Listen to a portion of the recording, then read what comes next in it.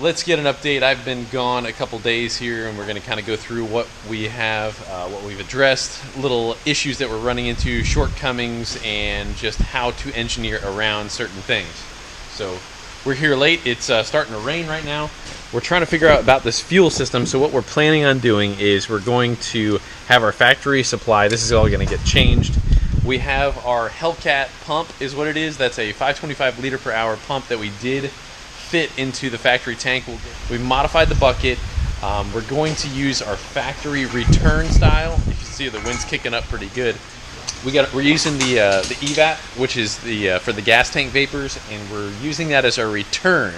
Okay, so we have to we had to kind of re-engineer some stuff in the tank so that the existing line that's already there, we're using that as a return. So it's got to pump back into the tank. We had to do a lot of thinking about where to stick it, how to kind of work it in there.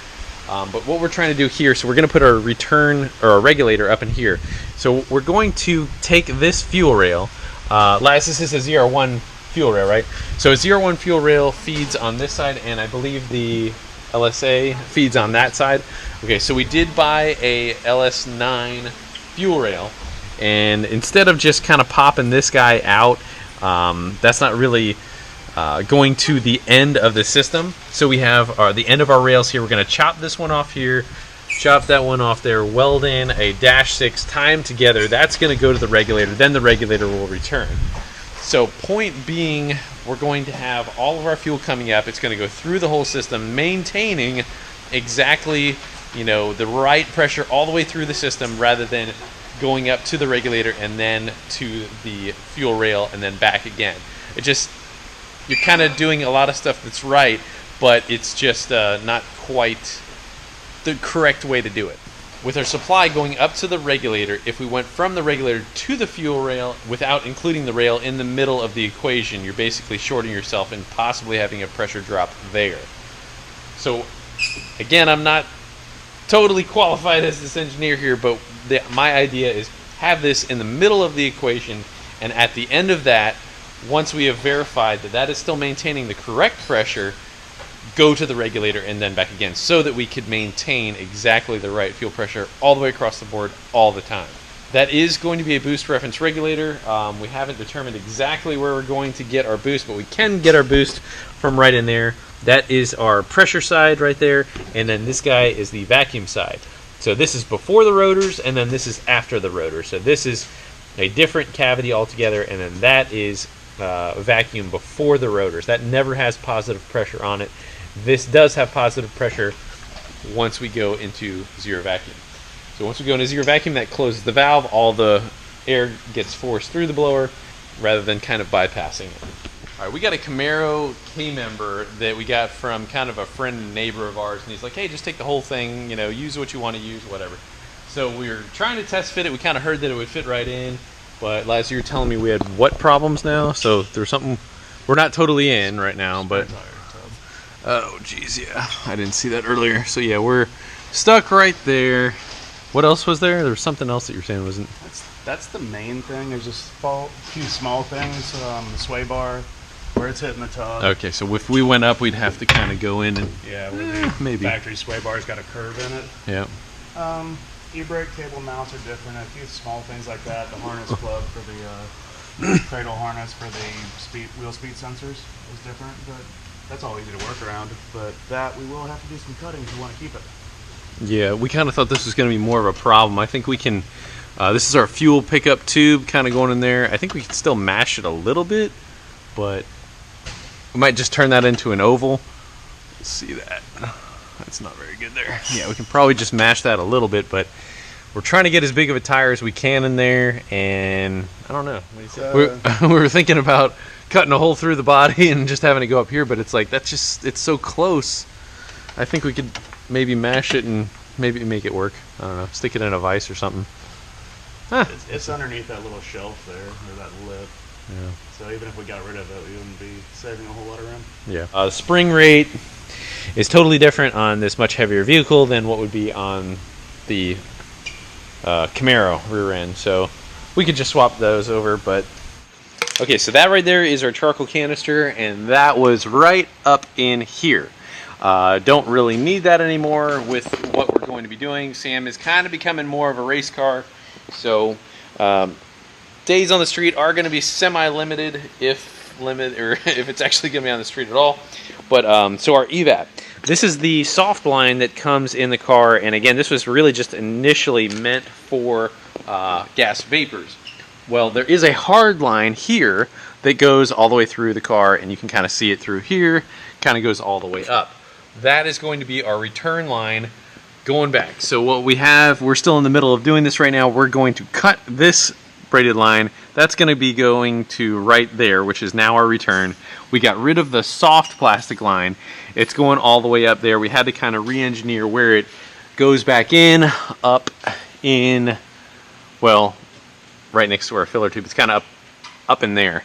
So we did not cut an access panel, but it is right up in there. We kind of had to re-engineer the way that it's going back in. So that is returning fuel back in. Hopefully we're not going to have a problem where, because it's a saddlebag, it has, you know, kind of two low-lying areas and it has a hump there. Hopefully we're not going to have a problem, but it does appear that we may have, you know, deplete where our fuel pump is, and we're going to have fuel over on that side. So we'll see how that works, but that's just going to have to be a wait-and-see deal. But at the moment, we've got our monster pump in there. That's going to supply. We are still small there, but again, we're trying to keep this on a really, really, really tight budget there.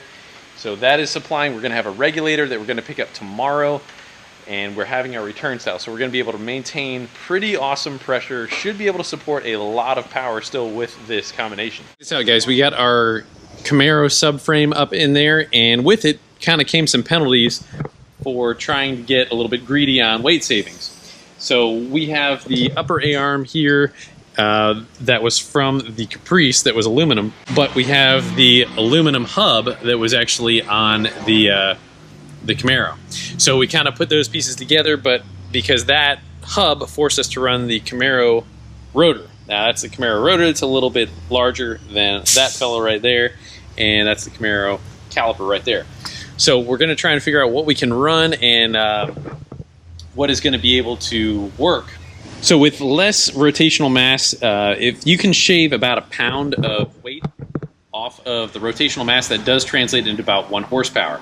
So anytime you're putting bigger brakes on the rear, do realize that there is a power penalty, and if you put a bigger wheel and a bigger tire, and it's not just the weight, it's the weight off center.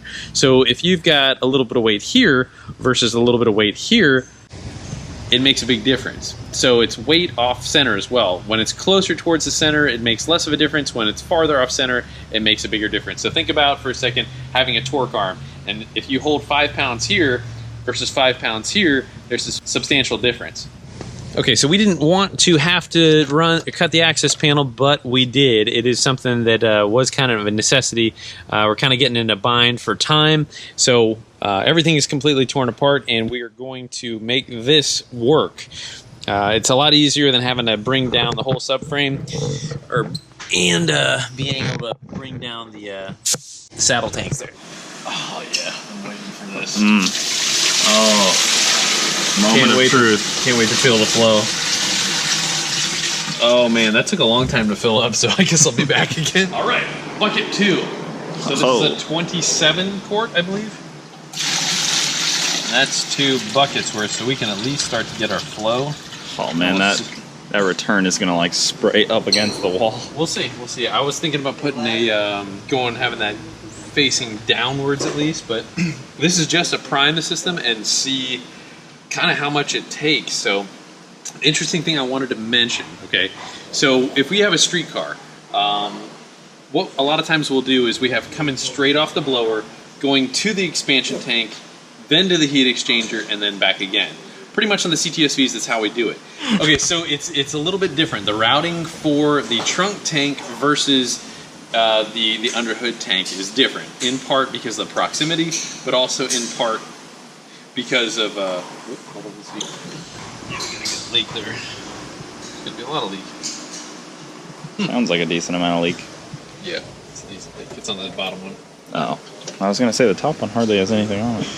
Starting to fill up your spare tire well. Oh. Wow, that's a lot of water. Oh, you can see it filling up there. Small problem here. Probably should have tested to see if she was seaworthy. We probably should have realized that on the first bucket. What happened? Yes. Indeed. Let's prime this thing, Laz. We gotta push some water through it. Because it's gonna end up in the... it's gonna end up in the like trunk right there. So we didn't test this hole that we have here, but... Didn't do any sort of bench testing outside or anything? Just went right for it? Yeah, I thought it was a good seal, but apparently not, so... Oh, there we go. It's sucking it down pretty fast. Oh, wow. A lot of water in that system. Dang, there we go! That's, not too shabby. That was pretty good flow. That sucked down like a gallon at least, don't you think? 3/4 hose all the way from the front to the back of the car. That's a lot of capacity. Yeah, that's pretty powerful. He's a gusher. He's a gusher. Old Samo. Well, other than bleeding out the air bubbles, I think we probably got most of the stuff. Like, that thing really flows really well. So on the return style here, we'll probably tee that in and be able to kind of have a petcock, and as it's dumping back in, we'll be able to dump it back out and just have it out there. So yeah, we had to cut our little access right there for the Large rear access. sway bar was going in there, and yeah. So when we do burnouts, we'll probably get a lot of smoke in the car. I'm quite sure that will happen. So this is our residual water right here from our little dribbling that I didn't seal that guy up on the bottom side. So bang up job there, Jeremy. Thank you. If only you had like a bilge pump in here to get all that water out. Yeah. If only. So we're using our wood. That's a custom bracket right there. Also, you can't find that everywhere. You sell that on your website, right? That bracket? Yes, this 2x6 piece of wood with the special, kind of shaving off right there. That's a one-off piece. Had it lying around the shop there, so that's nature's bracket. We're going to use it with that. Oh, we got our jazz pump here for our... This is going to be for our alky kit. We're going to figure out how to put that bracket in there, and we're going to put our alky control pump kind of somewhere like so, and we'll be able to run that. So our alky control kit right there, this can be got for somewhere about $750 or so. We're running a twin nozzle kit that will be able to support a lot more on our fuel system. It'll lower our cooling capacity for our IAT. So whatever we do forced induction wise, whatever we do from here on out, we'll be able to have cooler air temperatures, a lot cooler than what we have, than what nature gives us, and with under boost. So for cooling what happens in front of the blower, we're creating kind of a false environment in front of it. So actually just yesterday I had a truck on the dyno with a magnet charger on it, and it was making about 6 pounds of boost with it. Now we sprayed the methanol on it and it picked up a full pound of boost in front of it and picked up a bunch more power. So it helps seal the rotors, which we're definitely going to need a lot of help on this turd of a blower for one. But for two, it's creating a false environment in front of it. It's a colder, denser environment, and it's basically giving it more that it can compress, and then we're going to do better from there. Plus, it's 116 octane. So methanol does three things. It stretches your fuel system. We're getting really high octane. It's about 116 octane, and then we got evaporative cooling. So those three things are very conducive to making a lot more power, and it takes a little bit of stress off our fuel system, even though, well, we should have a beefy fuel system once we get all the bugs worked out. So let's check out what we did up front. So what we have is our ZR1 fuel rail, and we decided since we were going to run the return style system that we wanted to have an equal kind of balancing deal going to our regulator. So we cut the back and we welded on like a -6 on that, and the -6 is going up into our fuel regulator right here. We're going to tap into our lid so that we get our boost reference. So as we go up in boost, we're going to be able to have a proportionate amount of fuel going with that. I wanted to thank a friend and customer of mine, Sam Philibom, definitely hooked us up with these valve covers. These were just like a gift. He's like, hey man, I'm not going to use them. You want them? I was like, absolutely. So we did that, and we welded on, what is that, a -10, Laz? Yeah, we welded on a -10 fitting here. So also really, really big thing. The more power you make, the more blow-by you have. with this, what we're going to do is we're going to take all of our crankcase vapors and we're going to funnel them into our induction. So we will still have a little bit of a vacuum on them, which is actually better for the engine. But we're going to channel all of our crankcase vapors back into the induction and really try and keep it from blowing out like a front or rear seal or valve cover, anything that is crankcase air related. So it's certainly harder on the engine on the bottom side of the ring to have positive pressure there. We're doing this for longevity, we're doing it for power. So got these valve covers, we welded this in, we did it on both sides there. We gotta try and find still a, I think this is a dash 16 that we gotta get a cap for. So we got our fuel system almost done. We got our intercooler lines are all run through our heat exchanger and back. And like I said, with our routing, it is very, very crucial in the way that we did it. So from the back, we've got our coolest section right there, which is going to be our trunk tank. So we can fill that full of ice. Then it's going straight to our intercooler here in the brick. From the brick, it heats up, and then we go back to our heat exchanger, and then it travels back to the back of the car again. So that is going to yield the best when you have a trunk tank. If you have a big, large, separate capacity where you can have a lot of volume, that's what I would recommend, is going from the coldest point to the intercooler, and then it heats up, goes to the heat exchanger, and then back again. Now with CTSVs, we don't route it exactly the same. It's most convenient to go from the intercooler to the expansion tank, then to the heat exchanger, and then back again. So you're still getting 2 heat knockdowns, but this one is just a little bit more effective. All right, so this is our 4.5-inch CTSV cold air intake. We figured, why not use this? We got them on the shelf. It's something that we produce. So this one is not powder coated. We're going to use a powder coated one, but I'm just using this for the sake of mock-up. We're trying to better our cold air. In the front, we had this grill that we have right here, and we're thinking about how we're going to cut this guy up so that we can kind of, like I kind of just did an ugly bunch of drilling there. It's pretty sweet. Fake intake that they have on them stock. What we're going to do is we'll cut this guy out somehow or some way, and it'll go down in here, and actually goes like this here. So it would be pretty sweet to have our cold air intake in there. The bottom usually is sealed. If we're going through any crazy water or anything like that, we really don't want to have the bottom open, but I do want to get lots of cold air into there. So that's our little line for our heat exchanging going up in here. All right, really, really, really common problem when you're doing something with air to water, getting out the air bubbles. That is always a big, bad problem. So right here is where we have our air bleed. It's really, really difficult to get to, but what we'll do is we'll loosen this up.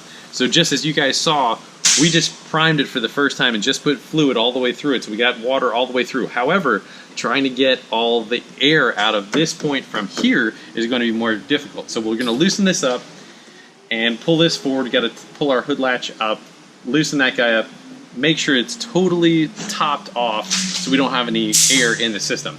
So a small little air bubble turns into a larger air bubble when you got heat applied to it. So really want to keep the heat out of it, and we didn't really vacuum it. We just kind of blew that big old load of water through there and just sent it. We got to crack this this air bleed right here, and we will go ahead and get all the air bubbles out. But this big cold air intake should offer really good drivability. We will have to change our mass air to a CTSV mass air. It's a different style flange. It's pretty welds on there. And we'll have to do the 2 PCV. We'll probably have to weld in a different bung right there for our dash 10. So we'll have probably 2 of them maybe before down in here, and hopefully this will do the job for us. Really big cold air intake. We've had these guys, support over 1,000 horsepower without having any serious vacuum on the front side of the blower. So looking forward to having that guy on there. We're gonna figure that out as we go. So we're fighting all these little demons. We got lots of little things to go yet. Well, we're definitely knocking stuff out step by step. This is a process. So doing the fuel system has been a little bit of an issue. It's if there was a handbook and an easy way to do it, this is all custom. So with we keep trying to fit the fuel pump into the hat, and it's kind of spraying out. So we're trying to find what way is going to work the best. Kind of sandwich that big fuel pump that doesn't belong in there to keep from leaking, and supply us with some monster amounts of fuel. So So a lot of this is like this is an exercise probably in frustration, but it's a big learning venture, so that's gonna be fun. A lot of times most people just totally ditch the fuel pump control module so that they can run just a big monster Mondo pump and send it there with a boost kind of reference and all that. It might be a mistake, but I'm gonna try and run it with the fuel pump control module. I don't know how that's totally going to work with this boost reference regulator. So it wants to see a given amount of regulation, and I still have the ability to ramp up the pump even more if need be. So that's why I wanted to keep it, was for that reason. So that I can control the duty cycle of the pump, and I can tell it to go up higher or lower. I kind of want to keep it at a normal rate, and if I still need more and I'm having a problem, I can ramp it up pretty much another 10%. That might be able to get me another 40-50 horsepower. So if we're really at the limitation of the fuel system, I'm going to be able to have that still up my sleeve. Now the fuel pump control module wants to see a given pressure, and what this wants to see is a given amount of pressure. So there's going to be some sort of conflict here, but we'll come to some sort of resolution. So you guys are kind of on the journey with us and find out what happens, as well as trying to get this darn fuel pump to fit in an area where it wasn't supposed to fit. So hopefully we're not going to get to like a quarter of a tank and be out of fuel and I'll be stranded on the side of the road. That happens more often than, I guess, happens to a lot of people, let's just say that. Mainly Cooper. Hasn't left me stranded yet. The factory has a way of balancing kind of the saddle tanks, and it can take what's over here and go to the other side and help balance it out. And kind of lost that a little bit. So The jet pump. yeah. So yeah, just gonna. I wonder if we could still run the factory fuel pump off like a. It's not going anywhere. I don't know. We'll have to figure that out. Two beautiful banging Kirkies. So these guys right here, what were you? 36 pounds lighter than stock, I believe it was. We weighed Sam, and it was right at 4,001 pound without a driver in it. That's before. That's a couple things. So that's not counting that extra battery that we have, and it's not counting our seats. So those will be removed. I think the battery is going to be somewhere about 50 pounds, and we're going to save somewhere about 70 pounds on the two seats. But we're adding about 5 gallons of water. We did have the rotors in there, so together we're looking at somewhere about maybe 120 pounds less. So if we can be 3880 before driver, getting there. Got some low-hanging fruit. That's not bad for a big car. You know, 4,001 pound, and if we can get it down to 3880, that would be pretty darn good. I mean, that's really money well spent. The other thing too that I forgot to mention too, we still have our heavy wheels on it as well when we weighed it. So if we can go another 15 pounds lighter on those rears, 30 pounds off total. 3850 is possible. 3850 is possible. So that's not bad. We're trimming weight left and right, so it's getting there. We haven't checked the doors. That's something that we really wanted to check. We've been hearing about that there might be something in the doors that is a little bit extra weight, and we should check that here. Really not thinking that there's much behind door number 1, but we're gonna try. So go for it. Yikes! Oh. Wow. All right, so we pulled this off a little bit earlier, and we're really hoping that there was going to be something in there. It doesn't look like there is. We've got the window track. Oh wait, there is a bar. There's a little itty bitty bar. I don't think that's much. Yeah, it is a support bar. There's not that much though. I mean, that really. There's a speaker. Do you like music? I like music. All right, so maybe there might be a little something in the doors. I don't think that there's much. I mean, this door panel, I mean, what do you think that thing weighs? Like, 4 pounds? Yeah, maybe. I don't know. I think it's a little bit more than like that. 8. But yeah, I was going to guess 8. That wouldn't mind. But it's not much. So we're going to keep the door panels on. We're not going purebred race car Not substantial yet. enough to yet. lose a door So panel. we're going to stick this guy back on. We're going to see. Yeah, well, okay. Well, I wanted to get the plastic back on there, Cooper. Jeez. Go for it. Oh, all right. I race with no clothes on, so that helps save weight. Yeah.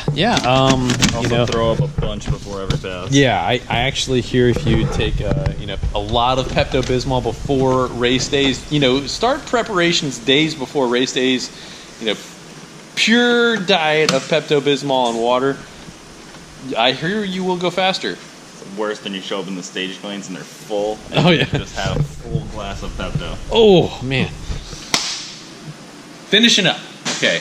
Wish I had a little bit more progress to give you guys, but we're fighting all these little problems left and right. But the good news is that we are shaving weight on Sam. We're going to kind of close out all that other stuff as far as hopefully in the next day or so.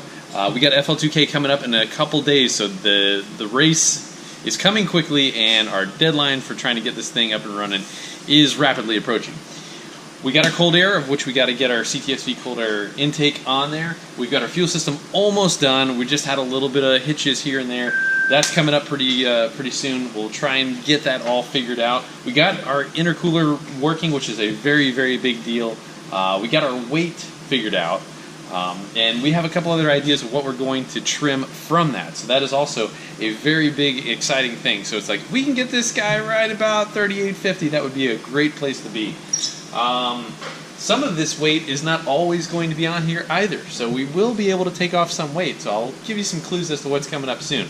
This is a big, you know, at least 100 pounds on the nose, where we might have some other things that might be a little less weight up there. But you'll have to wait and stay tuned for that.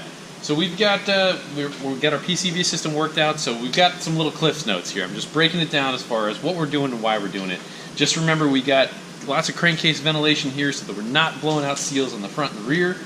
We got our fuel system that is really big and beefy. We got our methanol, and we wanted to say a big thanks to Alky Control for hooking us up with that. That is really a big help in helping cover any shortcomings that we have with our fuel system and or octane. So we're going to have a really good, cool induction with high octane, and it's going to stretch our fuel system. So that's a really big plus for Sam right there. Okay, so once we get Sam up and running, guys, this is a 2.55 pulley. When we pop that guy off, we have a 2.31 pulley, of which we're going to put on and be able to show you the difference in boost. I'm really excited to see that test because, you know, hopefully we go from about 10 or 11 pounds of boost to somewhere about 12 and a half or so. We'll be able to say exactly how much power we gained with X amount of boost gain. So my gut is from a 255 to a 231, we should be able to pick up about 2.5 pounds. If we can pick up somewhere in the neighborhood of about 40 horsepower, that's kind of my also gut guess right there. So going from 255 to a 231, hopefully pick about another 30 horsepower from wherever we end up here. Also, we have our manual transmission coming. That is going to happen sometime soon. We're going to run this tranny into the ground. So we're going to run this tranny as much as we can, and when we switch over, we'll be able to tell you the difference in the flywheel weight as far as from the torque converter and that. So lots of good information coming.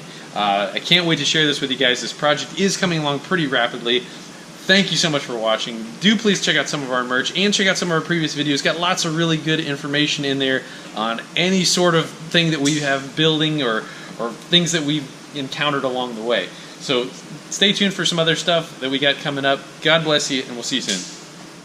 Oh my gosh, look at all these prisoners! Oh, prisoners! Oh, Holly, no fighting. Oh, dude, no fighting, dude. Not a prison fight. Damn, this is getting serious.